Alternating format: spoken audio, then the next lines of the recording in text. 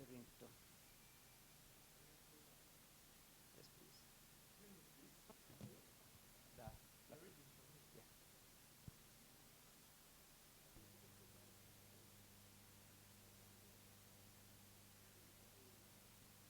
You're waiting for the count?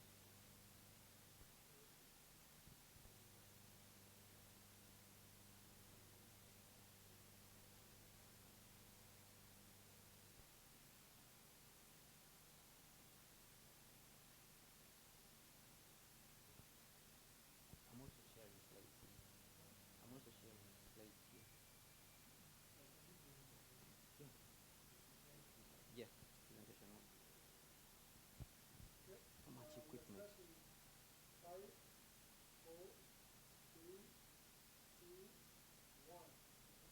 A very good afternoon, everyone. Good afternoon, everyone that has joined us for the NSSF Financial Literacy class, our first webinar of the year. Welcome. Today we are talking about goals. And I don't want to delay you any further, but just let you know that the panelists are ready and ready to go. We are discussing goals. We are discussing goals, and as has always been, it has always been our norm that we start with what is NSSF about. But remember, we're not going to be talking about the human at NSSF. What we're talking about, what can NSSF do for you while you're still a member before you get your money. And NSSF's goal and the financial literacy unit is to make financial literacy a lifestyle in 2021. In 2021, we want to make financial literacy a lifestyle. One, by providing options. Two, by building a financially empowered membership. And three, we are getting on that road to reverse the statistic. Rebecca will come on later on and share with you some statistics. We need to reverse them. Ladies and gentlemen, as we go, I will discuss goals today, our personal goals. We will discuss, I want to share with you our NSSF goal. And why? Because retirement is certain. Retirement is certain and retirement is personal. Only 5% of us retire financially independent. That is a statistic. It is a statistic that keeps haunting NSSF over and over again. And we are saying that needs to stop. So as NSSF Financial Literacy Unit, as has always been for the last 7 months, we are yet on our journey to embark to reversing this statistic. 5% is a small number and needs to go up. So what are we doing? As financial literacy,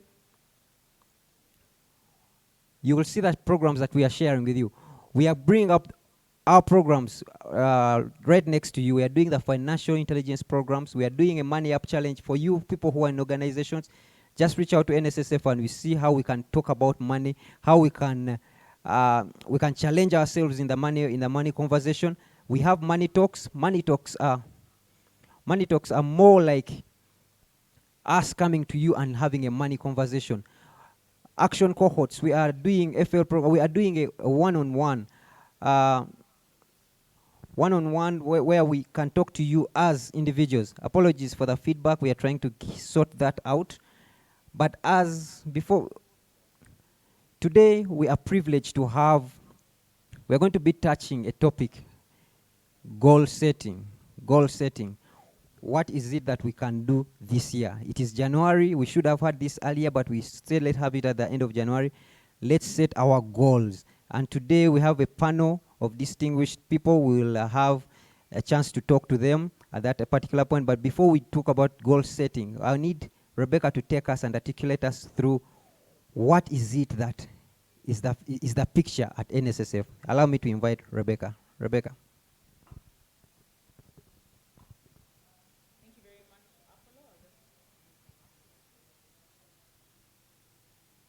Thank you very much, Apollo, for that wonderful introduction.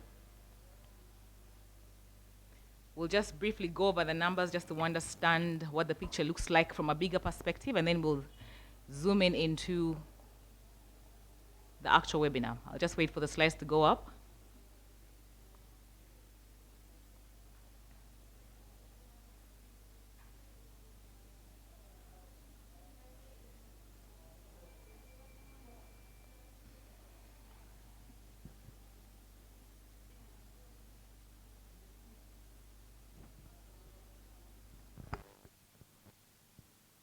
Okay.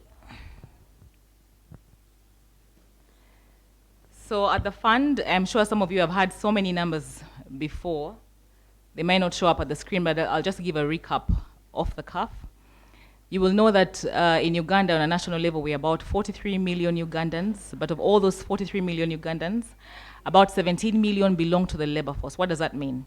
That means that anybody between the ages of 16 to 65 years of age should be able to exchange their abilities, their talents, their skill set for some form of income. But that is not happening. Of those 17 million people, about 6 million of those are purely subsistence farmers. And what we have seen when we check and find out how many of those 17 million people that should be exchanging their gifts and abilities and talents for some sort of income, we find that only 2% have a regulated retirement savings scheme. Only 2% out of a total of 43 million Ugandans. When we dig down deeper into those numbers, it's even very sad that you'll find that only 1.3 million of those belong to NSSF, and not many of them are active. Only 630,000 of those 1.3 million membership of NSSF are active. What that means is that on a monthly basis, they get an SMS to say that their savings have been increased by X amount of money, which includes their 5% and the 10% from the employer, and the balance of that is actually dormant. They're just waiting for a time when they can get their retirement savings and come here to pick it up. The other important thing that we'd like us to know in the numbers is that if we were to decide today, NSSF has an asset base of 13 trillion. Okay. Oh, thank you. NSSF has an asset base of 13 trillion Uganda shillings. If we decided today to divide that money by all the membership in NSSF, how much would all of us walk away with? Just on average, just simple averages. All of us would walk away with 1 million Uganda shillings. But I would like you to ask yourselves, is 1 million Uganda shillings really enough for you to walk away with after saving for 5 years, 10 years, 15 years, 20 years down the road? And that is why we are aggressive and passionate about the financial literacy program. Why? Because we'd like to ask ourselves all these tough questions that have to do with money, so that perhaps we can redeem our understanding, our money psyche, and have a financial revolution. I've said this before if you've had me in the classes, and cause a financial revolution at a personal level, but also in our households and also for our children and our children's children. So at the fund, when it comes to financial literacy, we talk about, we would love your financial literacy journey to be such that at any point in your life, you will just be able to step in.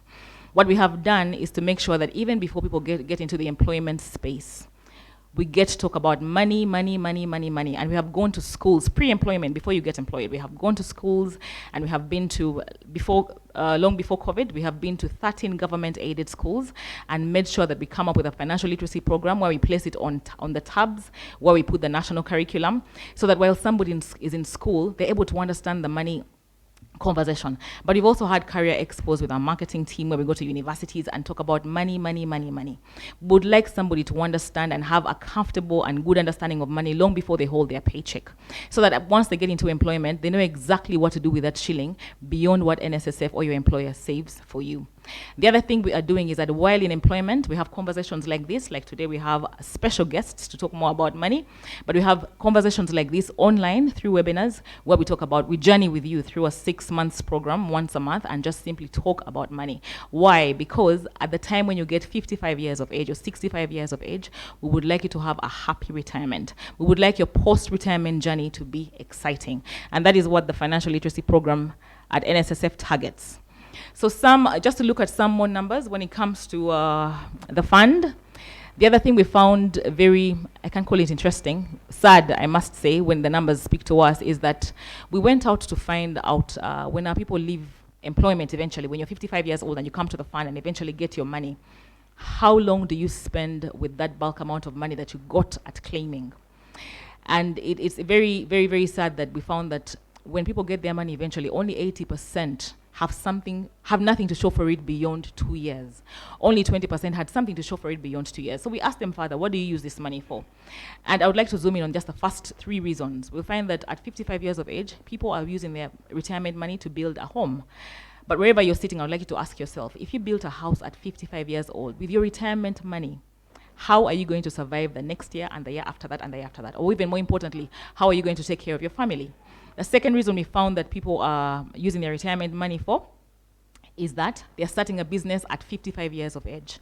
And that is why we want to I don't even have the right words to use. That is why we are passionate about this program, because the finding is that their businesses don't even have a shelf life beyond 2 years, because they're literally experimenting at 55 years of age.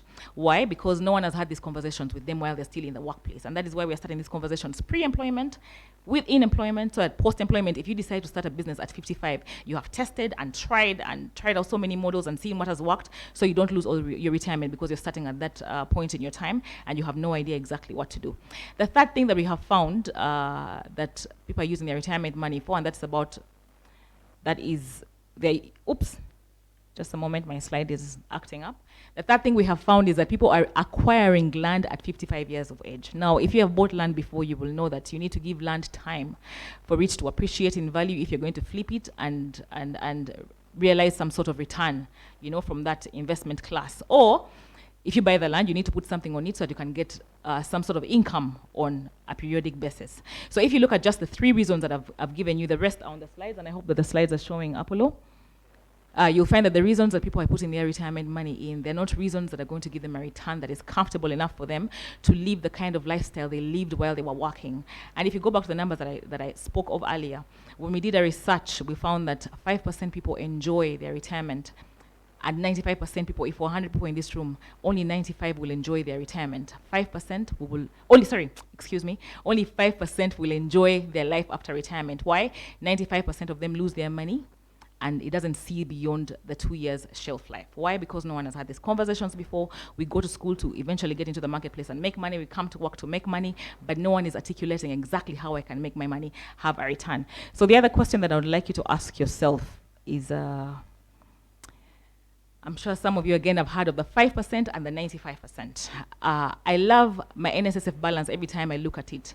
And the question I ask myself every time is, do I love my personal account every time I look at it? Because I'm not yet 55 years of age.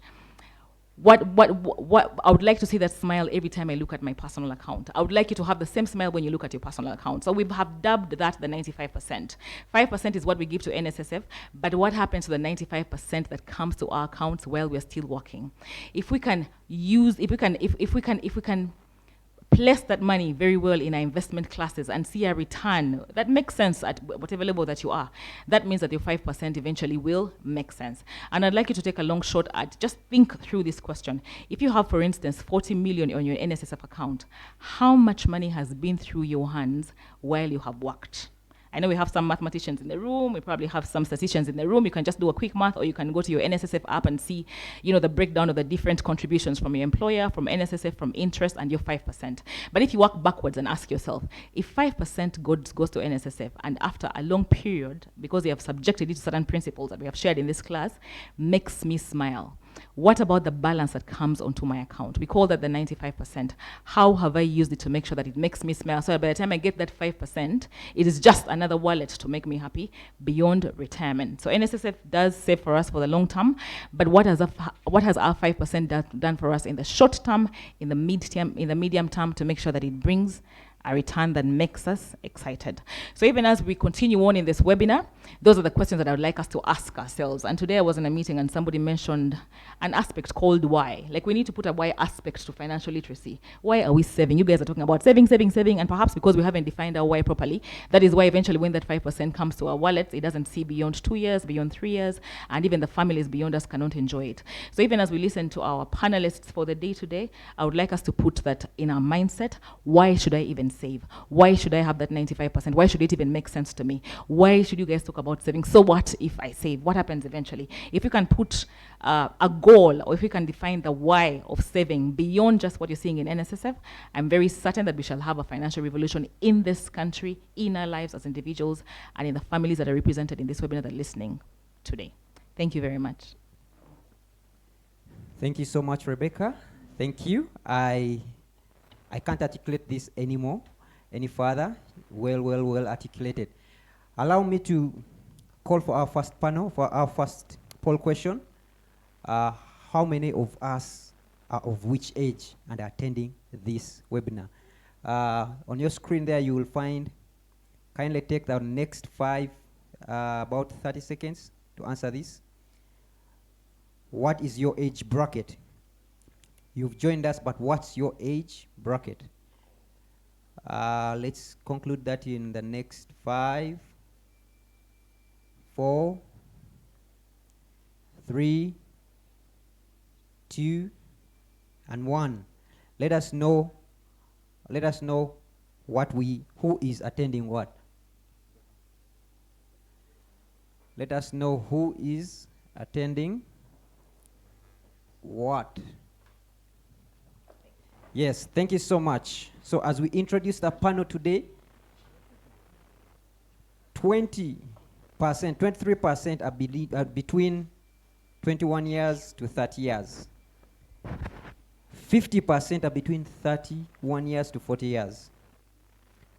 20% are between 41 years to 50 years. And we only have 7% above 50. So that is the number that is taking care of us today, the ones that are listening in. And the panelists have gotten that bit. And we are yet to hear from them depending on your age group. So as we start, allow me to introduce. It's my honor. It's my favorite part of the webinar to always speak. Joan, are you there? Joan, kindly come in. Joan is a certified transformational master coach. She feeds and breathes coaching. Joan believes for anyone to be up to speed with their progress, they need professional coaching. Joan, I don't know if you are there. I need you to confirm what I'm saying. Joan is a strong advocate of professional coaching, and she's one of the coaches that has laid the groundwork for International Coaching Federation of Uganda chapter. She is the founding president. She has supported professional coaching. She's a trainer, mentor, coaches, and under the Master Coach Academy spread in over 40 countries. Through her company, she owns a company, Imagine Me. Joan is on the mission to see all her employers have employees exit, that all employers have exit strategy for their employees. And that is her passion. Joan has written a book, which is Corporates at the Crossroads. Knowing that your job isn't internal and acting on that knowledge, which you can access on Amazon and a free masterclass when you buy that book. You can also access it on YouTube. Her previous experience spans in media, where she was senior features writer, into NGO space. She has vast experience working in diverse contexts, having worked in World Vision International, where she supported over 25 countries in her role. Joan is our moderator for today, and I would want to get in Joan. Joan is joining us live from somewhere. Joan? Thank you, Apollo. Thank you, Apollo, for that beautiful introduction. I'm happy to be here, and hi, everyone. Thank you for calling in from the diverse places. I saw people from Moroto, from Arua, from Jinja, many from the Kampala suburbs. So happy to have all of you on the call. And even as far as outside countries, like we love saying, somebody from Sweden. Yeah, right. Apollo, so I'm happy to be here. Joan, it's your show now. Yes. Kindly introduce the panel and let us know about goals for 2021. Thank you. Okay, thank you so much. And I'm happy to be hosting us this afternoon. And I'm also happy that I am privileged to be moderating this with people that I highly respect. I have known Danstan Kisuule, who is on the panel on the other side. I'm happy to have you on the call. If there is anything that I learned about savings at an early age, it was from Danstan Kisuule. We love calling him Uncle D. And I remember back in the day, he did mention to us, we were in a group not as big as the one on the call today. And he did mention at the time that, well, how many of you, when you pay rent to your landlord, will go back to the landlord and say, please, can you first give me that money because I have a problem? So from that time, I learned that when we are talking about savings, it is an expense that we shouldn't just put our hands in the kitty to remove it. So I'm happy to have you on the call. And then Grace Makoko, I'm happy to meet you. I think I was your ardent follower as we both contributed to the Pakasa pullout in Sunday Vision.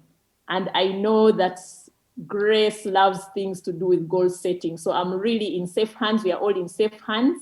And I'm sure as we engage, there's a lot that we are going to have from that. So I will ask Danstan Kisuule to introduce himself first.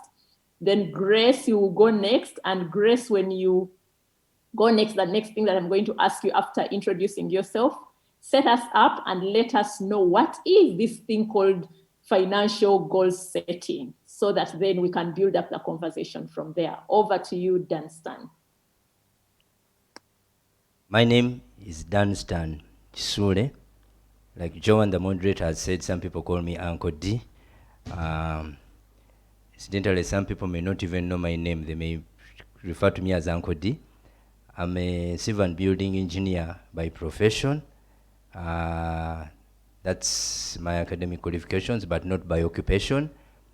I now work in Thyself, which is a cooperative. I was the founding chairman over 20 years ago. I used to work in National Housing and Construction Company Limited, maintaining the buildings around, and I resigned from my job in 2009. That's coming to 12 years, and I now work in Thyself, making sure that people save their money, and that money is put to good use so that they can be able to get a return. The organization grows, the individual grows, and they benefit from the organization. That's a brief introduction about myself. Thank you. A very good afternoon to all our listeners. Grace Makoko, as been introduced. Actually, Grace Tibhikira Makoko. Tibhikira is my dad.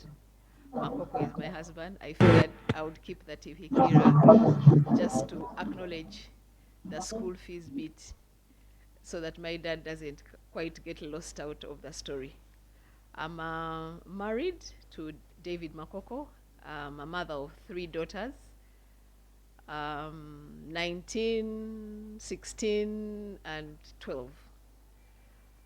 I'm mentioning that on purpose, especially for the ladies on the phone, because I found that I needed to space my children to manage my career growth. Having back-to-back babies doesn't work well for you if you're pursuing a career. So you see my spacing is 4 years, purely to manage my career growth and to ensure that I get promoted. I don't fall off the radar, because I wanted to be financially independent by a particular age, and I needed to be promoted. Salary increments, I don't know what you get in your organization, but are usually 10%, 8%.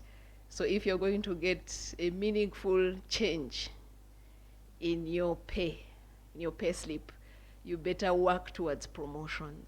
Because when you get promoted, you go to a different grade, a higher grade, and the percentage increase in salary is substantial. That I want to dovetail straight into goal setting, because that was really part of my early journey. I turned 49 this year. I'm 48. I was born July 1972. I started working at, God help me do the maths, at 23. I was straight out of uni. At uni, I studied food science and technology. And then we finished uni in June, graduated in January, and then I started working I joined a bank, Standard Chartered Bank, in December of 1995. I was 23. And I'm giving you this background so you understand what I perceive as financial goal setting. It may not be what you read necessarily in a textbook, but it's related. I had been, my family had been very active in Obote regime. My dad was an important person in that regime. When the regime change happened in 1986, I was in S2. Just to put it briefly, gently, our world was turned upside down. We had to leave the government house and enter an incomplete house. My dad had never, retirement wasn't something that was on his radar, but also because the Obote government, the colonial government, had handed over government to the Obote people, there probably was a sense that they would rule forever, or there would be, civil service was small, the government was going to look after you, even in your grave, they'll continue to look after your children. So in 1986, regime change happened. By 1990, we had left the government house. By 1993, my dad was dead. Really died from a broken heart and disillusionment. And I remember promising myself that that will never happen to me or my children, because we are the ones who went to hospital in outside countries. We are the ones who got State House scholarships. We are the ones who flew business class. We are the ones who were chauffeur-driven. Everything copy-paste of what you see today. But that was us. We were Nyamurunga people, and it all came to a crashing halt. So when I got a job, I had one goal: to make sure that I am be financially independent before retirement, and that my children would never have to go through what I went through. From holidays in outside countries, from studying in international schools, all that soft life. So that for me was my motive. Now, when someone talks about financial goal setting, I want to talk about my personal experience. I think about habit. Habit is a good word. When we were growing up, when they said you have a habit, it was always in a negative context. It had negative connotations. But habit is a good word. You will never succeed in your goals if they are not habits, if you don't make it a habit. The habit of saving money is more important than the amount you save. My mom passed on in 2003. I used to give her a monthly stipend of $150,000 in 2003. I had been working, because I started in 95, so I'd been working for 8 years. I used to give her a monthly stipend of $150,000. When she passed in 2003, I continued putting aside $150,000 to this day. So you do the maths. I have that money. 2003 is how many years ago? 18 years ago. Now 19. There are 12 months in a year. 12 times 150 times 18. I have that money. That is what goal setting is. It's habits. Joan, I want to leave it there because I know it will dovetail into other questions, but that is what when someone says setting goals, that's how I perceive it. What are my habits? Daily habits, monthly habits, yearly habits. What can I do? It has to be embedded in my daily routine. What is it in your daily routine that is moving you forward toward your financial goals? I don't know how, I know I've consumed a bit of time because of the context setting, but I will pick up from there as we go. But when you talk about setting goals, that's what I think about. Financial goals, what in my habits am I changing? What am I setting? I don't think about New Year resolutions. I don't think about 5 goals. I think about what in my habits am I going to change? How am I going to make my habits work for me? I had a habit of sending mommy 150,000 shillings every month. I haven't stopped since she died. I have that money. Over to you, Joan. Thank you so much, Grace. And I will just read the comments for you. It is a wow, inspiring story according to what is in the chat box. And it is good for us to connect with real stories, real people that you've been deliberately, habitually saving that 150 since your mom passed on. I think it's a great way to honor her as well. And I would like to pick it up the way someone posted. I think it was someone called Barbara Ocheng and said, wow, we are having a food scientist and a construction engineer discussing money. So Uncle D, this thing of discussing money, can you tell us what is the construction? What does it look like when you're talking about this journey of financial goal setting? Because we want to be clear in terms of 2021. How are we setting our goals? Talk to us, let us understand how we are supposed to be constructing this journey. Thank you, Joan. When it gets to goal setting, I want to pick up and add from what Grace was talking about. Backgrounds are a bit different, stories are a bit different. But from the time I was young, I have always had in my heart the habit of saving. I went to a boarding school all the way from P1 up to P7, and then also from senior 1 up to senior 6. So I've never been in a day school. I don't know what it means to be in a day school. But I remember when we were in school, and I studied during Amin's regime, 55 years, going to 56. I'm not that young. So it's Idi Amin. And when I went to P1, 2 weeks after that, Amin took over power from Obote. And one of my friends, David Sepuya, was writing an article about that. But back to that, because I went to a boarding school, and those years when Amin was in power, they were hard years. For those who are alive enough and they remember, especially for us who went to school, very difficult years. We never used to have visitation from our parents like the children now are blessed. I think the different schools have times when they are visited. For us, they will take you to school, then they will collect you at the end of that. And many parents didn't have cars, so there were school buses and lorries. The school which I went to by then, when we started, didn't have a bus. Eventually it got a bus. So we used to be moved in a lorry, and that is King's College, Buddo. But going back, so this grab that you are given and the Colgate, which was a small one, had to last you the whole term. So you had to find ways in which you had to keep it for the 3 months you are at school. So the same thing goes with grab.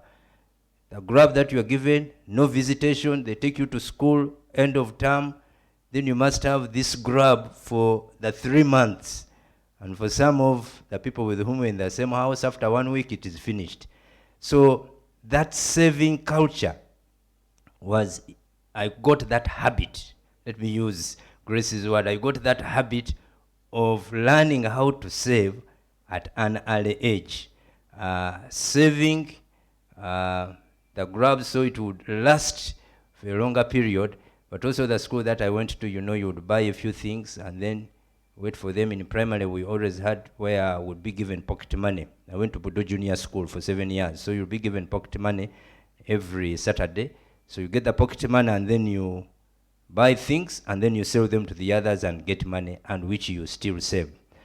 And so that habit, I picked it up from the time that I was young. Now fast forward, go to university and now begin to work. And so when we began to work, because I'd picked up that habit while I was young,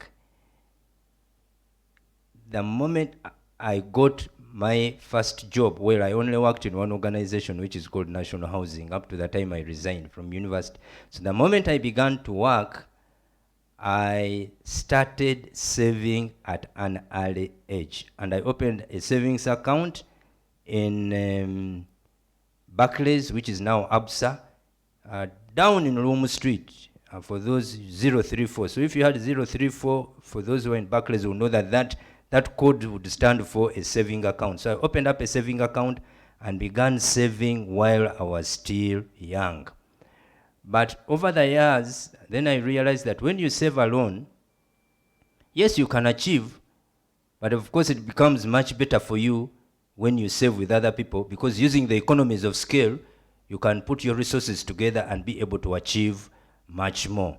And so that also became one of the goals, financial goals, not only from an individual point of view, but also corporately, to be able to work with other people. And so after having worked for a few years, then we were able to team up with some other people and then started a saving scheme where now if I'm saving 100,000, Grace is saving 100,000, Apollo is saving 200,000.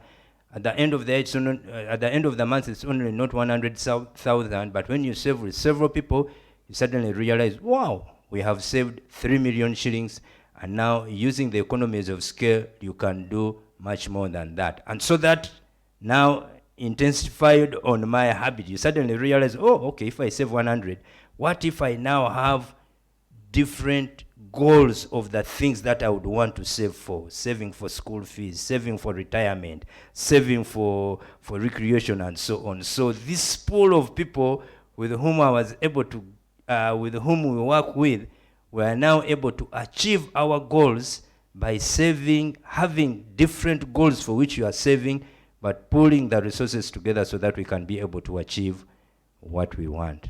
I think, let me stop that for now.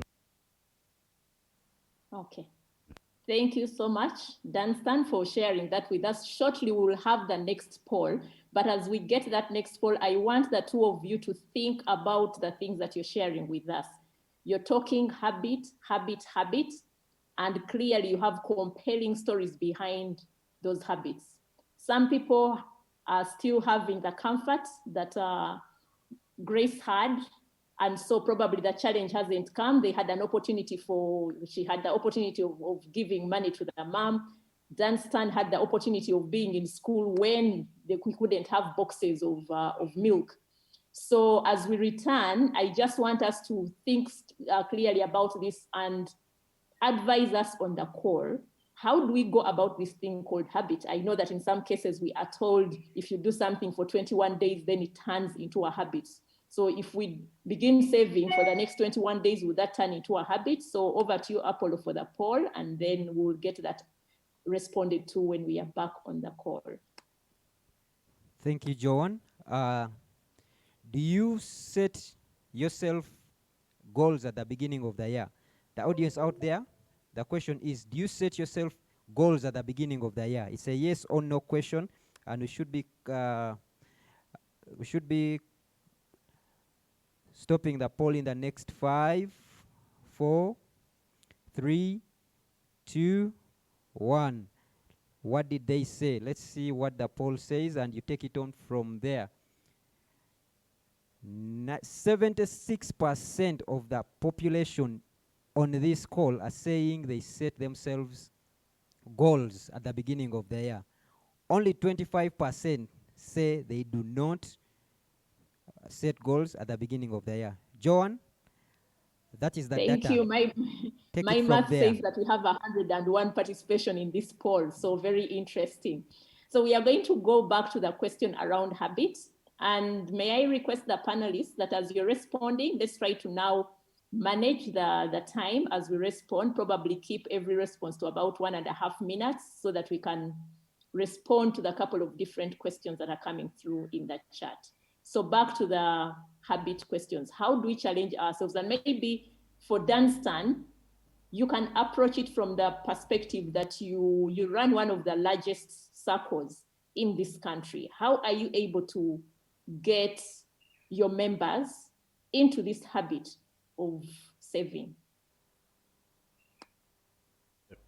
What we have done in YSave is, one, we have compulsory saving. Everybody must be saving on a monthly basis. Now, YSave, unlike other cooperatives, others are work-based. It is easy. So money is deducted from source. So you tell HR, as you are paying the salary, please deduct this amount of money to go to the saving scheme. Ours, your money goes to the bank, and you have to get it from the bank and save, which is much, much, much, much harder. And so everybody must save. And so if people do not save after 3 months, we close their account and we give them back all their money. So in order to bring up that habit, to enforce it, people are compelled to save. And so you're given reminders, please save, please save. If you've not saved, then you are reminded and you are informed that if you do not save, we are going to close your account and give you back your money. And so that is how we've managed to cultivate forcefully the habit of our members saving money. Thank you. Wow, interesting. If you're on the call, you can begin thinking about who can forcefully make you to save money, like YSAFE does for its members. Grace, going back to habits, and I'm going to borrow a question from one of the attendees on the call. I think it's Sheila Magero, who is asking, if you had an opportunity to advise your dad at the time he was losing his government job, and now with what you know about habit, how would you advise him to get back on his feet? And I mean, this is important because some of the members on the call are over 50. And therefore, if I've lost time, how do I regain that time? How do I get into a habit of being able to save something that will be meaningful for my retirement? Over to you, Grace. Two important things about being able to set goals or put in habits to roll into motion. You have to be intentional and you have to be patient. Intentional and patient. I set my resolutions in October. I start them in October of the previous year. I set them rolling so that by January, 1st January, I hit the ground running. So I know exactly what I want to do because I've started in October. I don't have more than 3 goals. So clutter, keeping it simple. 3 goals. That's good enough. If I can pull off 3 goals, I'm good. What I would have advised Daddy, because Daddy was rolling in dough. He had money. I'd have advised him to put money away, to set money aside and invest it. One habit that has worked for me brilliantly, I spend 1 hour every day, minimum, thinking about money. Now, I am a practicing Christian, a firm believer in the Bible, and that is not evil. People at work spend so much time in the day thinking about their objectives, thinking about their boss's instructions, thinking about things to do with their work. They spend more than 1 hour. But when it comes to their personal finances, they don't spend any time. I spend at least 1 hour a day thinking about money. Usually it's 2 hours, but I've said at least. In that 1 hour, I'm reading a financial book, I'm reading Proverbs in the Bible, I'm listening to something on Bloomberg. Depending. It's about money. How do I make more? How do I save? Saving is a second income. How do I save? How do I cut back my expenses? So those are the things that feed into the habits. They might not be conventional, but that's what has worked for me. 1 hour every day of thinking about money, how to make more, how to save, being intentional around what I want to do. I have my 3 goals which I've set in October. I know how they are working. And then starting on the journey of disciplining myself. Discipline around how you handle your money, how you save. I have always lived off 40% of my income. I save 60%. And the saving includes the 10% of tithe. The 60% has the 10% of tithe. I told you I'm a practicing Christian. I live off 40%. Whatever that 40 is, I live within that. So for me, those are the kind of goals I have. Have I saved 60? If Daddy had saved 60, we would still be, he would, even in his grave, he would still be looking after us. We would still have that money. Thanks, Joan. Okay, thank you. I need to try and see if I can just shout because I see people saying that they can't hear me, that the volume is quite low. But as we listen to these stories, Grace has mentioned something very, very important, and maybe to challenge yourself, because many times I'm a firm believer that if you want to earn more, you better learn more. And therefore, if you're going, because the more you learn, the more you build your capability to earn. But in most cases, we hold on to this money and we don't want to learn. So I want to congratulate each person that is on the call.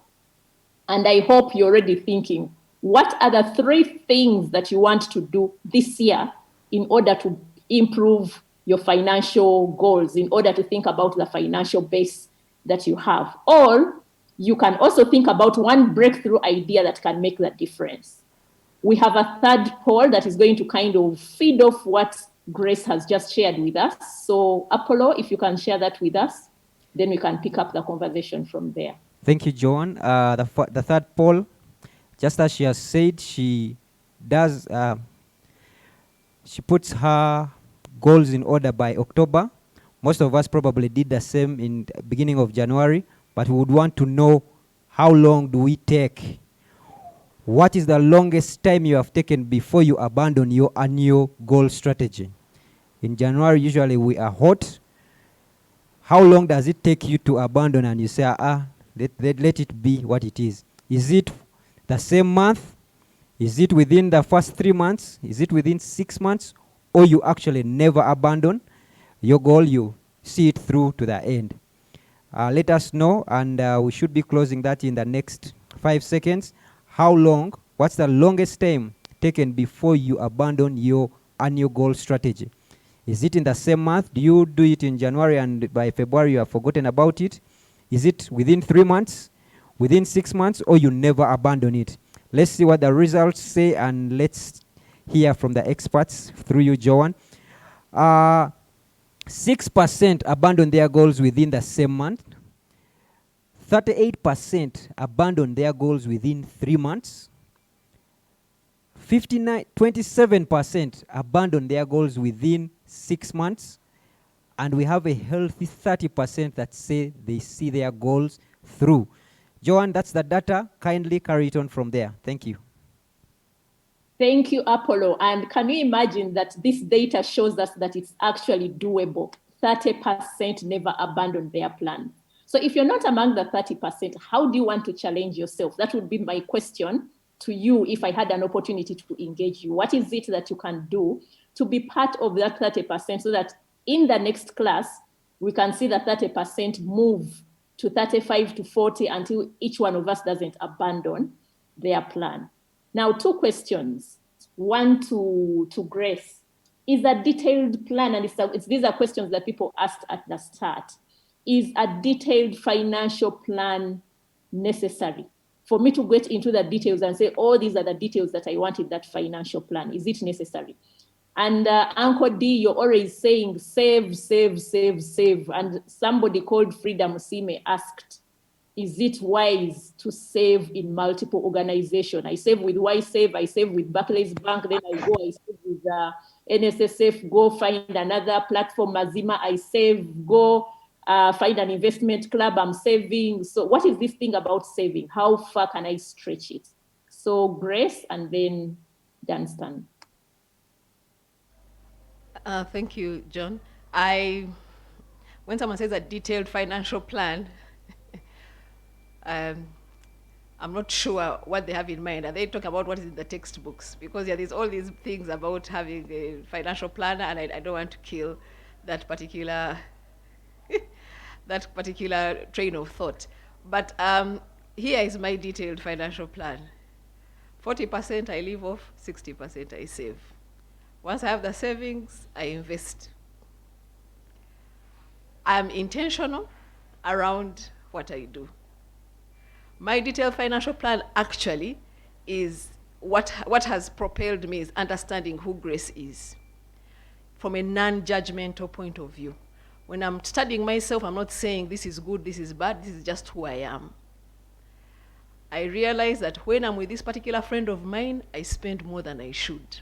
So I reduce the amount of time I spend with that friend. When I go shopping with money in a supermarket, extra money, I'm going to use it. So if I have no real reason to go to the supermarket, I want to go, or I'll go with with a budget. I mean, it's little details in my daily life. I'm really a fan of my daily routine.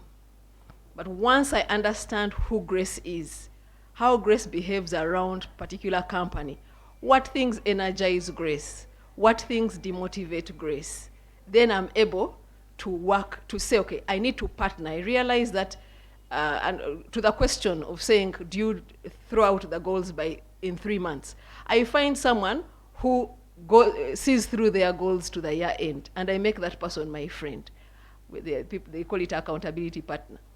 And then we work on a plan. So by detailed, I had to disappoint in terms of, I'm not going to give you, when you talk about a detailed financial plan, I just talk about the detail of my life. What do I do with my time? How do I spend my time? Where do I go? What things make me spend? I realize that every time I make a decision and I'm tired, it's a loss-making decision. It's a decision which loses me money. I don't make decisions when I'm tired. I make decisions when I'm fresh. I don't buy I'm not an impulse buyer. That, unfortunately, is a strength. But if I was an impulse buyer, I would get a friend maybe who is not an impulse buyer. I watch my friends. I watch my company. You are as good as the company you keep. You go and look at it. If you are a loser, if you think your friends are losers, you're a loser. If your friends are people who are taking you to the promised land, you're going to get to the promised land. So for me, that's really how I view. Sorry, John, you said we keep it short and simple. I'll just say that when it comes to a detailed financial plan, I look at how much I'm spending and how much I'm saving, and I never have idle money on my account. My money, I always put it to work. That's my detailed financial plan. So my 60%, the 10% will have gone to God. 50 is left. It will not be on my account. It will be invested somewhere. So when you come and ask me for money, and I tell you I don't have, I'm telling the truth, and even heaven can confirm it. Thank you, Grace. I think what I'm hearing from you is you're telling us to know thyself. Do you know yourself? Do you know the habits that serve you? Do you know the habits that don't serve you? And Grace is also asking another important question. Who is in your company? Because if you have spendthrifts for your company, you're going to become one. If you have investors for your company, that's what is going to happen to you as well. So Danstan, over to you for your question. Somebody asked a question, is it wise to serve in multiple organizations? I think what you need is either yes or no. And I'm not going to say yes, neither am I going to say no. But I'm going to open up the question in context. Do I save? First of all, do I save in multiple saving schemes? And the answer is yes. I do save in YSave, and also in YSave we have investment groups where I still save money. And we also have a family saving scheme where I also save. I do. But I think the important thing is maybe just to give guidance. One, why are you saving in that saving scheme? There must be a reason why you are saving in that saving scheme. And I always tell people, and I like what Grace has said, never put your money somewhere where it is not earning you money at all. So never put your money in a saving scheme where your money is not going to grow. Because there are some people, they've put their money together, after 1 or 2 years, they've not done any business, they say, these things have failed, please give us back our money. So please put your money in a saving scheme where that money, or a saving group where your money is growing, even if it's 2 or 3%, but it must be a reasonable percentage, not 0.5%. Much better than when you would put it in a savings account for many of the banks that we have here, where they will give you very little interest. But also look at what is the governance structure of the savings scheme. Because now don't go and say, Uncle D Danstan said, please let's look for the saving schemes and begin saving. But also look at the governance structure. How is it governed? Is it properly run? Are there rules and regulations that people follow? Do they hold an annual general meeting? Do you have audited books of accounts and different things that will help you in governance? If all those are ticks, my answer would be yes, please put in as much as you can, if you can afford it. Thank you. Thank you so much. And I guess with that elaboration, somebody had inboxed to say, I would like to know how small saving groups can transform to some bigger financial bodies or profit operating status quo. So you have a bit of that answer, so I will not delve so much into it. because I think governance. And clearly from the things that you had from Danstan at the beginning, you're also forced to save. But Danstan, this is to you again. I know that part of what circles do is to give people loans. That's why they're called savings and credit organizations. You give people loans. Someone is asking, is it wise for them to borrow or get the loans so that they can put up a non-profit making venture? And the example they are giving is a residential house.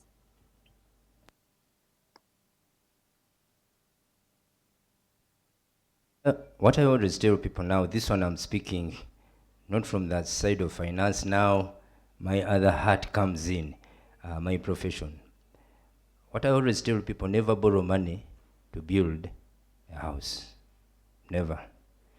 And one of the things I encourage people, and that's also still in YSEV, if you're going to build a house, number one, you need an architect. Somebody who's going to draw for you the house. Two, it will be good for you to get a quantity surveyor. If you can't afford one, get somebody who does the building to cost for you how much it's going to cost for you to build the house. And it's good for that person to break it up into the different stages of phases. There's usually what people call a foundation, which is a substructure. People call it foundation up to the floor.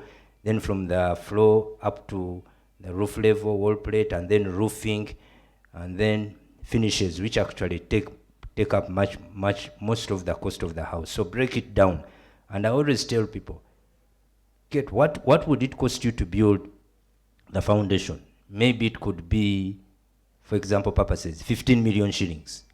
Save at least 12 million or 13. There you can borrow the 2 million, just to top it up. And it goes back to what Grace has been saying. Your goal this year could be, I want to build a house. And so in your financial goals, you've said, on a monthly basis, I'll be taking off 200,000 shillings towards constructing that house. And so you get the quantity surveyor or the builder who will estimate for you. Foundation, you need maybe 15 million. So you keep saving. So at the point where you are about to get to the amount, there for me, you can borrow. And what I have been saving on a monthly basis towards my construction now ends up being my loan repayment. Then go to the second phase. Say, now let me save up to the next level. That one I would strongly advise, other than saying, let me borrow, and then what has been rent now becomes my loan repayment. Our interest rates in Uganda are so high. And I've sat down with people who thought like that, and you look at it, and just the interest alone you are paying is much more than what you've been paying as rent. So it becomes very expensive for you if you're going to borrow outrightly to build a residential house. So don't borrow to build a residential house. Save money and then build. You may borrow just small amounts just to top up what you are lacking as far as the money that you've saved is concerned for building the house. Thank you. You've been very clear on that, Danstan. And I have a question. This will go to Grace from somebody called Twinamatsko Douglas. Could you advise on ideal investment decisions? Grace, you're saying you've been consistently putting aside 60%, okay, 50, because 10%, like you said, you take it to God. So that 50%, what kind of ideal investment decisions do you use as you choose those investments? Thanks, John. This is a question that I get asked quite a bit, and I never respond with suggestions, and I'll tell you why. And this is the beauty about wealth creation. There is no one way to get rich.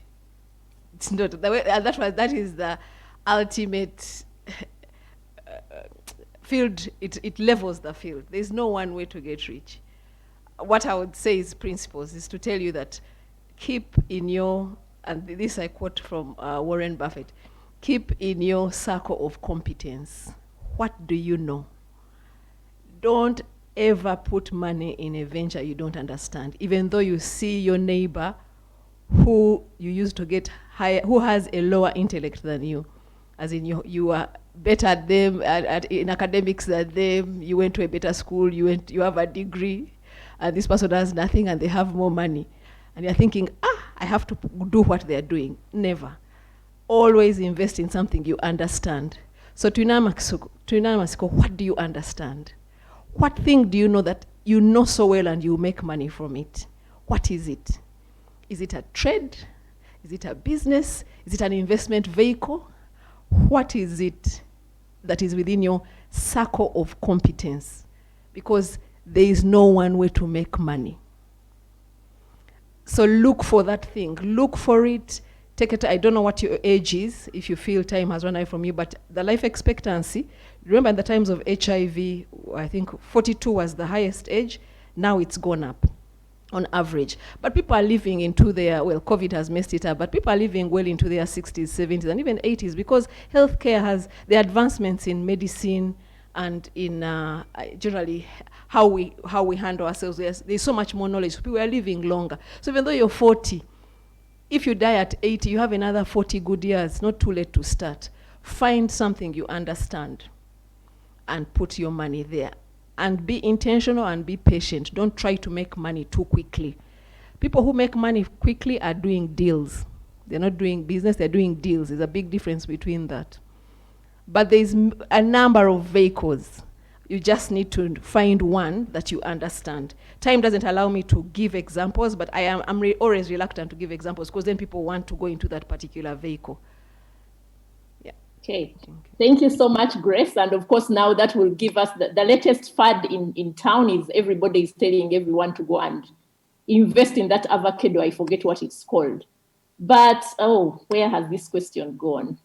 Yeah, there's another question here for you. I mean, when you give brilliant responses, you attract more questions. So, Grace, somebody decided to use this time. This is Faith Bichetero, went online and searched, and she's saying, you spent some time in a stable career and never suffered a job loss. What advice would you give anyone who loses a job along their way in their career and they probably get another after 2 years, and during this time they've been surviving on their savings? Interesting. If the person actually Googled me, they don't know the detail, because if you see the detail, I actually went through a job loss. But remember, I told you in my introduction that I vowed that me and my children would never go through what I went through because of what happened to Daddy. So if you're at the stage where you haven't yet lost the job, start saving religiously and investing. If you're there and you've lost, and you've lost your job, you need to recalibrate. You need to start to go back to the drawing board. Now, really depends on where you are at, the stage you are at. But it's never too late to start. One thing that rings true in all of this is that you must live below your means. It's a curse of the middle class. They like to appear rich. It's better to be rich and look poor than be poor and look rich. And those of us who have worked in the banking industry, we know. All the people who they say, the bananas, the people who they say, they say, so has money, are thinking, maybe not so.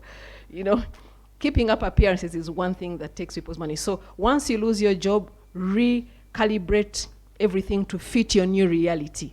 What is your new reality? Can you afford that lifestyle? Change. And I think if we had done that between 1986 and 1993 when Daddy passed, we would have been very far. But we kept in our old lifestyle and living off what would have been savings.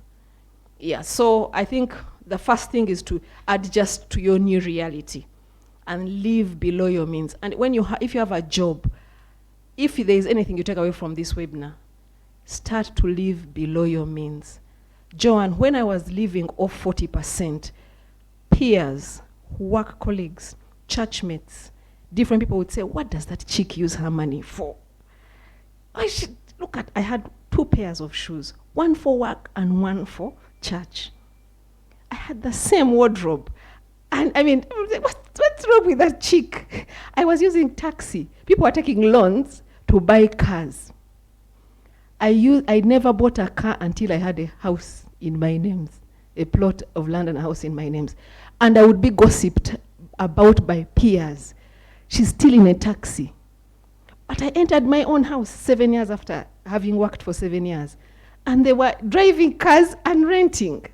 So you just have to die to public opinion and start living below your means. I was saving my 60%. I consider tithe an investment, and living off 40 and being gossiped about. But today, no one is gossiping. Grace, YOLO is the thing. You only live once. What do we do? Danstan, for you, you've always been saving Grab. From Grab, that's what you've told us. You've saved Grab. But there are some of us who are, life happens. You only have one life to live. You only live once. Now, all of a sudden, I've listened to you people presenting, and I'm thinking I need to use Grace's word and my theme for this year, recalibrate. Danstan, how do I recalibrate if my theme for the year or for my lifestyle is YOLO, you only live once? How do I recalibrate? Well, you only live once, but that once may be for 100 years. Doesn't mean that you are going to die when you are 50 or 40. Because I've always talked to people and they say, but why should I save? What will happen when I die? And they say, when you've died, you have died. Why do you want to think about what will happen to you after you've died? But there's also the flip side. What if you do not die? What is going to happen? And like Grace has been discussing, the life expectancy has now grown. People are no longer dying at 40, 60, 70, 80. I am blessed. My mother is 93 years old, still living, very alive and well sane. She can walk and talk. And I've told my wife and children that I will live longer than your mother-in-law and your grandmother. So I expect to live beyond her age. And so I must prepare for that time. And so people must come up with ways in which they are going to save. And I always tell people, put your money where you cannot be able to reach it. Because then when you reach it, then you have not saved. And so not only do you look at that, like I said earlier on, don't simply save money for the sake of saving, because we are talking about saving. Put your money somewhere where it is growing, where it is earning you interest, and it will be good if that interest is compounding itself. What do I mean by compounding? After the period, the interest becomes part of the principal, and then it begins to earn much more interest. So that is one of the things I would encourage people, and also to be able to look for different ways in which you can be able to invest. And Grace has ably talked about that. I don't need to repeat what she has said. Thank you. Another question for you, Danstan, from somebody called Richard Kalunji. How do you draw the line between saving for growth and torturing thyself?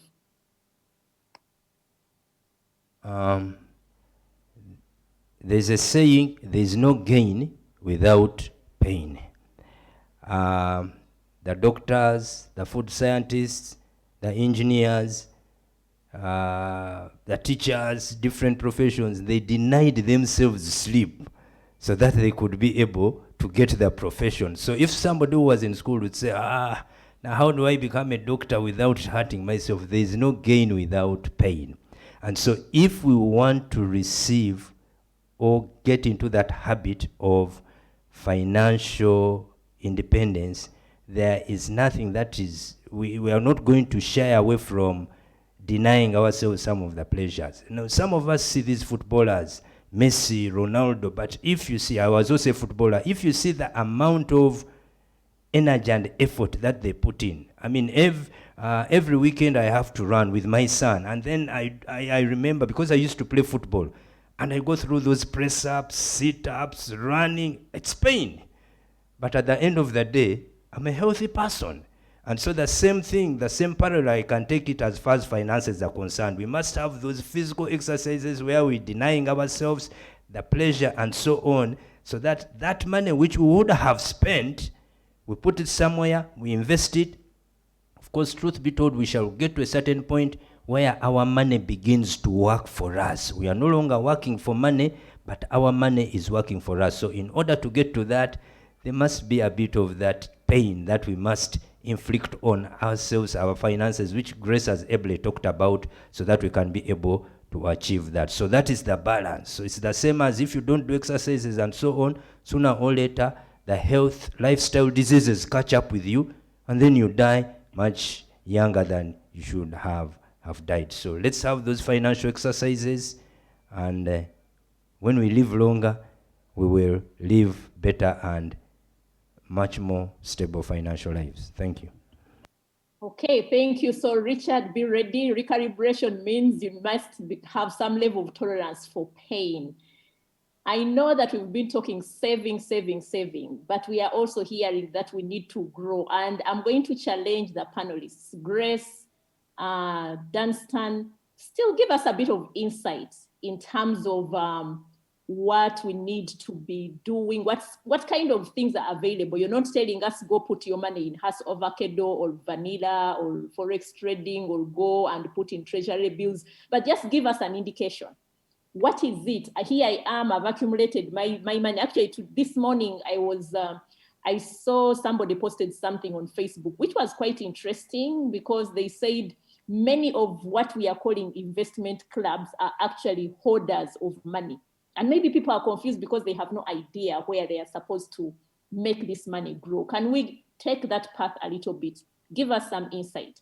And I'll start with Danstan, and then Grace, you build onto that. People need some ideas. It's 2021. We went through COVID-19. It was a challenging time. Thank God for COVID-19. We can do blended events like this. I don't have to be at the venue to moderate. But what is it that we can do for 2021 so that we begin thinking about how to grow our money? As we talk about growing money, without really coming into specifics, there are things that we must do, and Grace has brought out very ably. One of them is that people must get into reading. You must read and read and read. Unfortunately, most people want to get things on a silver plate. And that's why some of them seem to be asking questions, and I like the way Grace has answered it, and they want you to point them in a certain direction. So there must be a lot of reading. But the other thing that I also want to bring to the attention is that in addition to reading, you can also sit down and consult other people. And that's where the professionals and experts come in, which I also do. Some people don't believe that. I also consult a lot because there's a lot that I don't know. And there's a lot that other people know who've gone through different things, which I have not done. So if I get into that passion that I want to start a hardware, I've never started one, though I'm an engineer, I have to go to somebody who has run that business for the last 5, 10 years, and they've been successful. So it's important for us that even as we are thinking about growing our wealth, we also need to make sure that we have company with the right people. You know, don't simply hang out with different people, but hang out with people who are going to help you. You rub shoulders with people who are going to help you as far as growth is concerned, so that you can sit down with them and then be able to talk to them. And finally, I want to say this from my own experience. What I've seen about growth, and I'm not going to, you divide the way into you are going to have your investments. Some are short, less than 1 year. Some are medium, between 1 year and 5 years. Some are long. So those are some of the things that you have to think about. But unfortunately, we now have a culture who people want things instantly now. Kagwirawo. You know, they want things now, and they don't look much more into the long-term future. I've told you 55, 56, but there are some investments that I've got in which will mature when I'm over 70 years old, and I'm planning for that. So even as we talk about growth, and those keep growing over the months and over the years, you look at them, those are some of the things we should consider about growth. Looking at getting people to talk to and mentor you, but also dividing the portfolio that we have into different areas, making sure that they grow, and then the growth will be much more in the end. Thank you. just to really continue what Danstan has mentioned, what you're looking for is an investment that can give you a regular cash flow. Think of something that you can invest in and get a regular cash flow. That's just giving your money an assignment. Okay? I assign my money to this and let it give me a regular cash flow.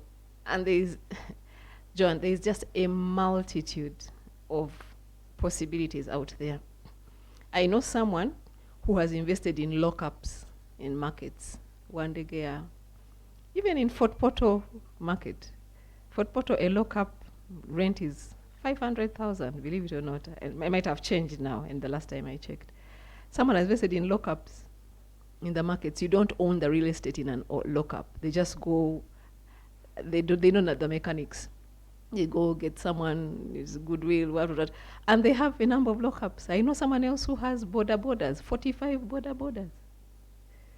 COVID messed up that business model, but slowly recovering. So really, I keep a circle of competence. There's just no straight answer. They are the usual culprits: treasury bills and bonds, the investment, the yield enhancement products that are sold by banks and insurance companies. There's shares, there's real estate. There are just so many things, and you have to do the homework. No one can do it for you. No one on a webinar can say, go and do this, and you jump in it. You need to go and do the homework. You need to go and do the research. Danstan said, talk to someone who has done it and seen it. I know someone else who, interestingly, even though the poultry market is very crowded, I know someone who is making money from eggs, from layers. Somehow they are still making money in that business. So there's just keep in mind that there's no one way to grow rich, but there are principles. Patience is a big part of it, and being intentional, and then small, building it up slowly. Don't go, people want an investment where they're going to make $1 million every month, 5 million. Sometimes it's 20,000 every week or every month. As long as you do that consistently, my 150,000 that I was giving mommy every month is now at about 32 million, 18 years later. But if someone had said, only 150, that looks like little. Today, 18 years later, it's about 32 million. So, and I'm not counting interest or anything. It's just 150 times 12 times 18. So there is no, I cannot give you one way. Find in your circle of competence, do your research, and put your money to work. Treasury bills and bonds is a very good way to store value as you wait for the idea. Another thing is to change it into dollars. It stores value because the Uganda shilling, granted, because we are landlocked and we are an import economy, the Uganda shilling will depreciate over time. That's a given. It's a given. Even when the oil will come, it will depreciate over time. So you can store value in there as you wait to invest it. So there is just no shortcuts to that one, I'm afraid. Grace, you're touching a very slippery ground. Danstan, you have YSave is worth billions of money, but Grace is seemingly telling us our money that might be in YSave has no value because of being landlocked. Can you say something into that? How do you guard against this value loss as people try to make their savings? Very interesting. After you, we shall have our... I will not mention. There's one of our members who had a substantial amount of money, just less than a month, and he wanted to get out of YSave and buy dollars because he thought that dollars would depreciate. So we sat down and said, okay, if you change this amount of money and put it in dollars, what will be the equivalent you'll get? It was a certain amount. And I said, now, if you left this money in YSave with the interest that would give you, at the end of the year, this is the interest you would get. And the dollars in the last 1 or 2 years have remained between 3,600 and something. And I said, in order for the dollars to, when you want to change them after 1 year, it means that the dollar would have to be at 4,200 for you to get if your money remained in YSave, the amount of money plus the interest, what it would be would mean that these dollars that you are going to change right now would mean that the exchange rate of the dollar you would now be selling them at 4,200. So I'm just trying to answer the question is, that's why I said, please look at the investment scheme or saving scheme that you are joining. And I'm emphasizing, and I still say it, never put your money in a saving scheme which is giving you interest for starters, which is below inflation, for starters. But of course, the one in YSave is much higher than that. And of course, over time, the person, so he saw my point, he said, no, I think I understand your case. I'm not going to remove my money, let it remain there, because it will grow much more than if it was changed into dollars. But having said that, you still don't get out the fact that some of the money you can put it in dollars, but put it where you know that it will be able to grow. Okay, can we have our next poll? Stephen is asking how can they join YSave, but I guess let's first have our poll and we understand the dynamics of how one gets into any given circle. Thank you. Thank you, Joan. Our last poll, remember we did have something about goal setting, how many are setting goals, how long it takes. So our last poll is, why do you drop your annual goal strategy before accomplishment? So we are talking to those that drop their goals, and we are giving a few reasons. Is it stressing? Some drop them because it's stressing. Others, they set a goal that is so ambitious, so they have to drop it. Others, it's better to live one day at a time. Others, things just happen. Others will say circumstances outside my control influence me and I drop the goal. Others, it is time wasting. And if you have any other option, you can please post it on the group there, and Joan will read it through. So what are those reasons that you drop your goal before accomplishment? The one you set up at a particular point. What are those reasons? So in 5, 3, 1, let's see the results. You can stop the poll and we see the results. You just guide this panelists. So the majority of our people, 53%, say circumstances outside their control propel them to drop their goals. Another 23% say they set ambitious goals, so they have to drop them. And 17% say things just happen. 4% say it's so stressing. And no one saying it's time wasting. So Joan, that is where we are. Kindly carry it on from there. Thank you. Okay, I will carry it on from there. Uncle D, I know that in your video you kept on saying you have a formula that you use, but here we are. If I add 53 and 17, 70% of these people are saying circumstances outside my control, things just happen. How should one go about maintaining the portfolio that they have built? Still goes back to the issue of discipline. Discipline is important. I'll first say this and then I'll get back to the point. There were a few years ago, there were some traders, I will not mention what category, who came from one part of town. And they wanted to see me. They wanted also to start a saving scheme. So one of them, after the others had gone, stopped by and came back and said, you know, one of the things we've realized amongst ourselves is that we start with some small capital, we start a business, then after some time we see the business suddenly has a nosedive, it collapses. Now it's because people do not have the discipline to keep within their resources. And Grace ably handled that even when the money keeps increasing, have the discipline to keep with what you have purpose to do. And I always give the example of the footballers. Ronaldo and Messi, however popular they became, they still had to do the 10, 50 laps, do the press-ups and so on. They don't say, now because we are famous, we are the best footballers, now we are going to be. Actually, what they end up doing is that they end up having more exercises and doing all the different things so that they become better. So, Joan, in response to the question that has been asked, is that the more the resources come in, the more financial discipline and exercise we must have so that we maintain them. So if the money comes in and then we lose our guts and the discipline goes out, sooner or later, what we've accumulated will have a nosedive and everything will be lost and the rest will be history. So that's what I have to tell the people. Let's have the discipline to maintain and even improve on that which we have, the steps that we've been taking so that we maintain and keep that which we have received. Thank you. Wow, so on top of habit, we need discipline. It's not very easy for you to maintain a habit if you don't have that discipline.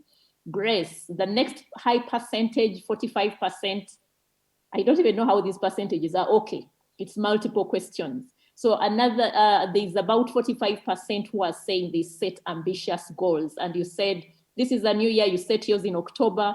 What is it that you would advise somebody who sets ambitious goals? How should they go about these ambitious? I love ambitious goals. I'm among those. So advise us. Thanks, John. I just need to clarify on the point I made about storing value. You're not going to make money changing your Uganda shillings into dollars. I was not saying that's an investment vehicle. I was just saying that if you want to store value as you make up your mind, as you do your research, that's one of the ways to store value. But it's not going to make you rich changing money into dollars. I just needed to make that clarification. On ambitious goals, what I would say is there's a difference between a goal being ambitious. I won't think about it as having a simple goal. Simple in terms of not complicated, not complex. Simple goals, meeting a simple goal doesn't make it easy. Easy as opposed to hard. You know how you say, this is an easy thing to do, this is a hard thing to do.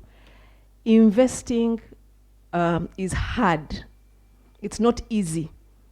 But the way to get, or wealth creation is not, let me put it this way, wealth creation is simple, but not easy. And I just need to be very clear on that. We're talking about easy versus hard, and we're talking about simple versus complicated. So if your goals are complex and complicated, you will not meet them, however much discipline you have. You need to simplify, and you heard that over and over again, simplify your life, simplify your lifestyle. Make it simple. That doesn't mean that it will be easy to achieve, but it will be, you'll be able to get there. So people have very complicated New Year resolutions that are completely out of this world, and they don't have a chance of fulfilling them. So they need to be simple, and they need to be few. People have 7 goals, 5 goals. You're not gonna make it. Have 3 maximum. And for my 3, even when I do my 3, not all 3 are financial. Only one of those 3 is financial. The other one is around exercise, and the other one is about relationship, family. Finances, I have 1. And that is why I'm able to see it through the end. It's very easy to see 1 goal through to the end. But 10, you're not going to get there. So it would be good to understand when they say over-ambitious, as in, was it too complicated? Was it too big an amount? And habit is the child of discipline. When I started out in saving 40%, saving 60% and living off 40%, when I started out, it needed discipline. But 3 years into it, it became habit. So discipline is the first part, the painful part. Then it becomes habit. Where one day one of my daughters said, "But mommy, you don't know how to enjoy your money." Okay. And she was 10, but she was looking at me and saying, "What's this? What's your problem? You don't know how to enjoy your money." And I'm thinking, what is a 10-year-old going to tell me about money?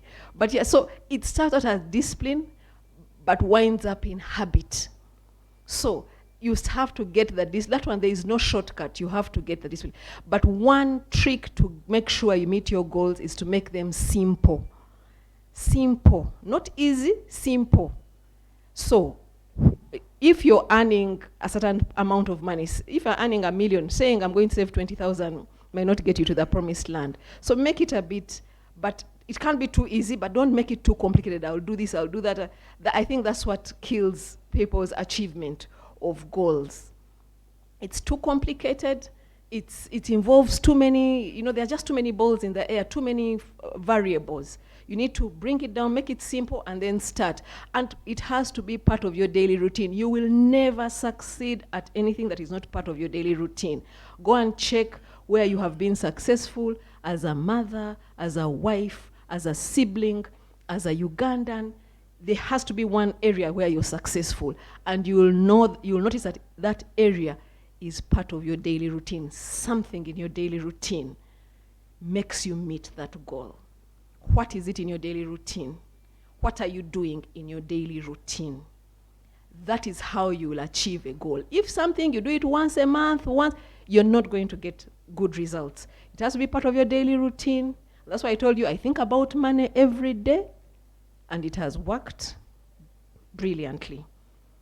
And, just so you have to go and think, can I put in my daily routine to be successful?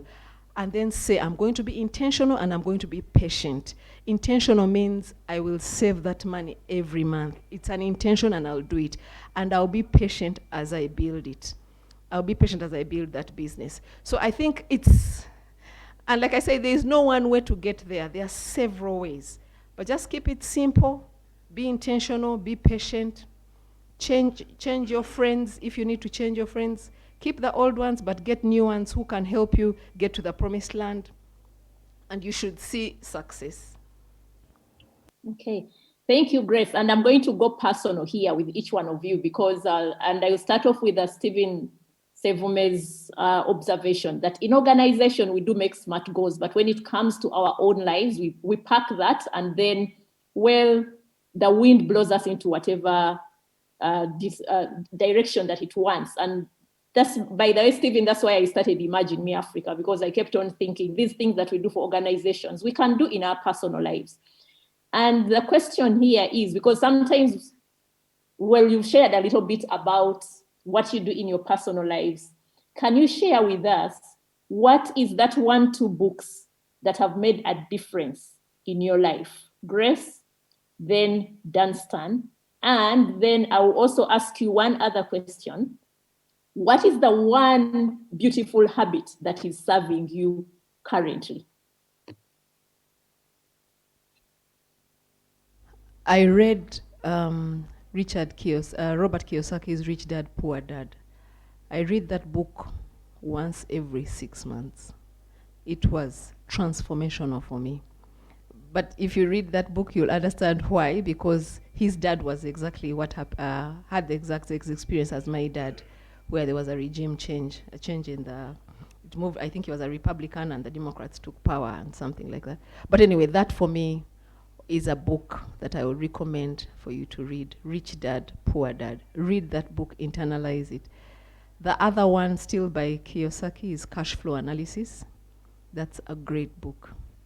So those are the two that, I'm an avid reader, I read a lot, but those are the two I would recommend.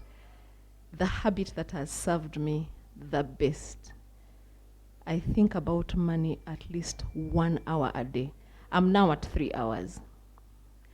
I just think, how can I save money? Saving is a second income. I look at what stupid things did I do last year that cost me money, and how do I save it?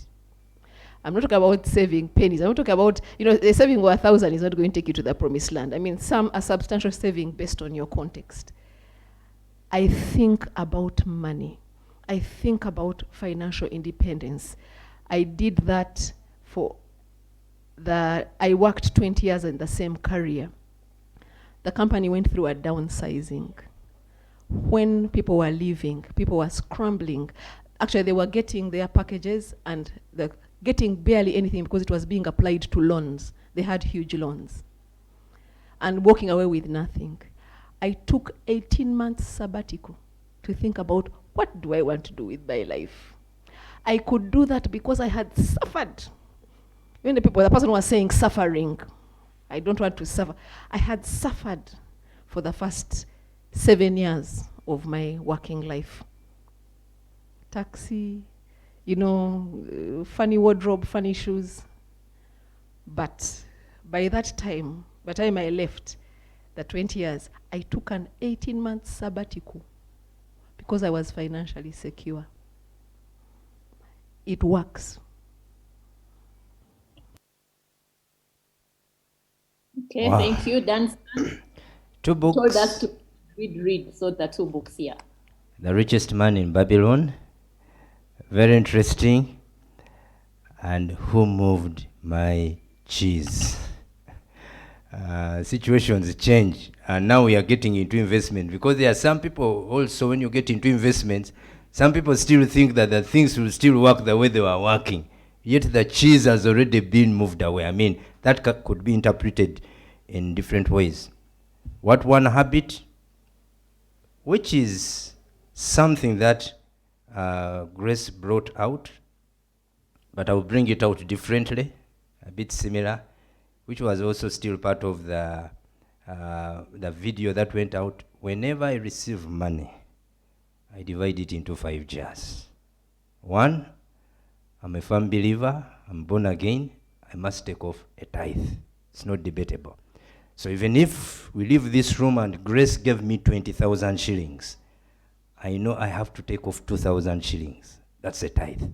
Then I have to take off another 10% to be able to give and bless other people. So that's something. So whenever I receive money, even if, Grace, you've given me 20,000 shillings for lunch, I know that 2,000, I must get it and bless another person. Then I took off another 10%, which I now save. It's not to touch, save and put it in an account where it is earning interest, so that if any emergencies come up, mommy is sick, whatever, I have a fallback position. I'm not running to people to begin to ask Rebecca, Apollo, Grace, please lend me some money. Mommy is in the hospital. I must have a saving. And then I take off another 20% for investing, and which we've talked about. Look at the different ways. How are you going to invest it, and so on. And then me and my wife and children, we live on the 50%. Grace lives on 40%. For us, we live on 50%. So that's a habit that I've got, that whenever I receive money, and I have, places where I put it, and then I make sure that I invest it. So I always have money to bless other people. And when the emergencies come in, I am not looking to people to help me bail me out. So that's a habit that I've got as far as my money is concerned. Wow, very interesting stuff. I'm glad I've read all those 4 books that you have talked about, and I can clearly remember everything that I did with the books. And I will also share part of what I do when I read every book that I read. I always ask myself, what are the 2-3 things that I'm picking from this book that I'm going to apply? And one of those that stands out for me is The Power of Focus by Jack Canfield and some other person. I'm a firm fan of Jack Canfield, the author of The Success Principles and several Chicken Soup for the Soul series.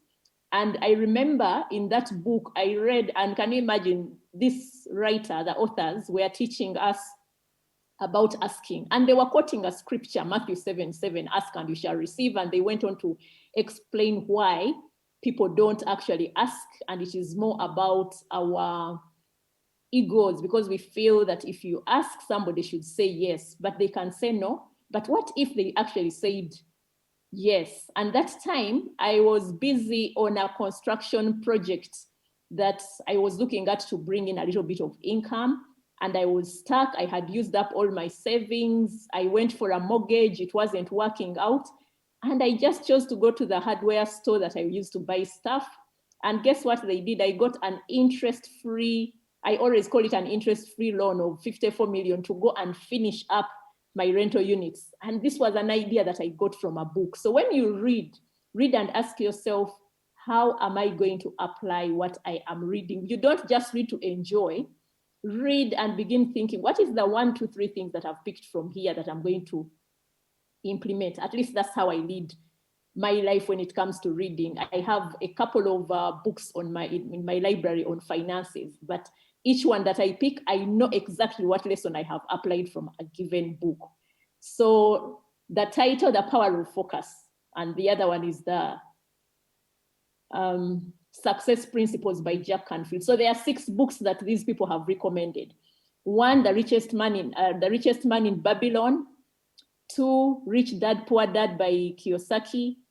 Who Moved My Cheese? I forget the person who authored that one. Cash Flow Quadrant, I think that's the actual title. And then Power of Focus and Success Principles. So you have 6 books. So for the next 6 months, if you invest in those 6 books, read. And one of the things, I'm an author, by the way. One of the things that I don't believe in free PDF versions, because I realize that if you don't invest in something, sometimes you don't actually get out of your way to do something about it. So if you have invested money in your learning, most likely you'll be asking yourself, I've made this investment, how am I going to get it to pay back? So we are almost coming to the top of the hour. What are your parting shots? I'll start with Danstan, then I'll go to Grace. I'll recap some of the things that we've picked from here, and I'll hand it over to Apollo to close. Well, thank you, Joan, for the facilitation that you've had virtually. My parting shots is to the people who have been part of this webinar. Read, and do research concerning finances. And if it's possible, get people who will mentor you as far as finances are concerned. And finally, get an accountable person, somebody you'll account to.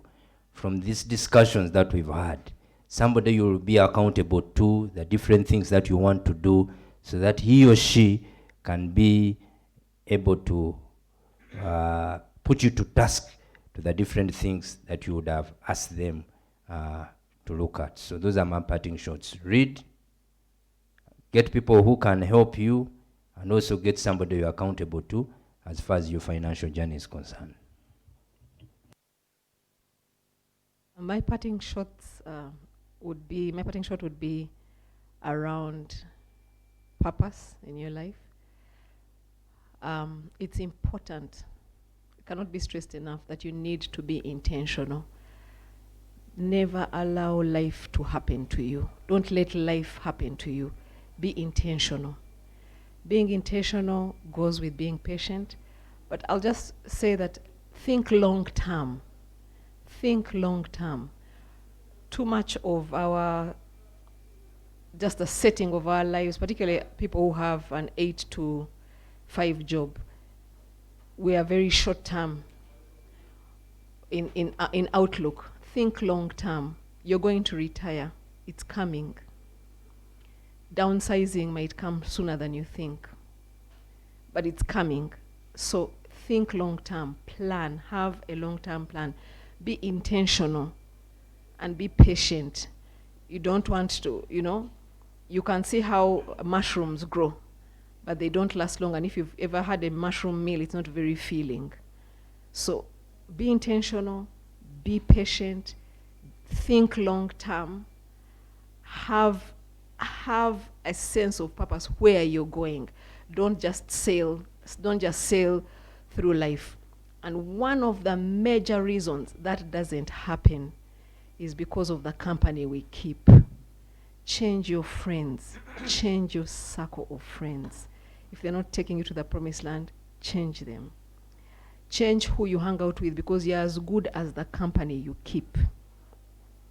Many people, you talk to them, they say they believe their friends are losers, and you're thinking, no, if your friends are losers, you're also a loser. Your friends, 90% of what you do is influenced by the company you keep, the programs you're watching, the books you're reading. So that is what I would give as my parting shot. Be intentional, be patient, think long term, and watch your friends. Wow, what great insights we are having from you people. And Grace, there's a book I'm currently reading that says, Start with Why. And they talk about what they call the limbic part of the brain. And the fact that as we keep the company of the people whose company we keep, it influences you. There is a way that the brain, there is science, this is neuro linguistic programming and all this neuroscience. There is a way your brains speak and you begin attracting similar things. So you can imagine if you have people who are always ranting around you, before you know it, you become a chief ranter. So over to you, Apollo. Thank you so much. I guess the panelists have done a great job in terms of summing up their parting shots, and I don't want to throw in any spoiler. Thank you so much, everyone, for calling in. I hope you have some 2-3 things that you have taken away from this webinar that you're going to apply. So over to you, Apollo. Thank you, Joan. Thank you so much. Thank you for this moderating. This is the time when I can't say thank you when I'm seated. Thank you so much, the panelists. Thank you so much, Uncle D. It's a privilege. I think I can use this photo shoot to go to and access a loan just because I am standing next to a person who lives on 50%, one who lives on 40%. I probably, when I was counting, maybe I'm living on 90%, and I have added them up, but I will go back and do some reflecting, rebuilding, recalibrate, and a lot of re.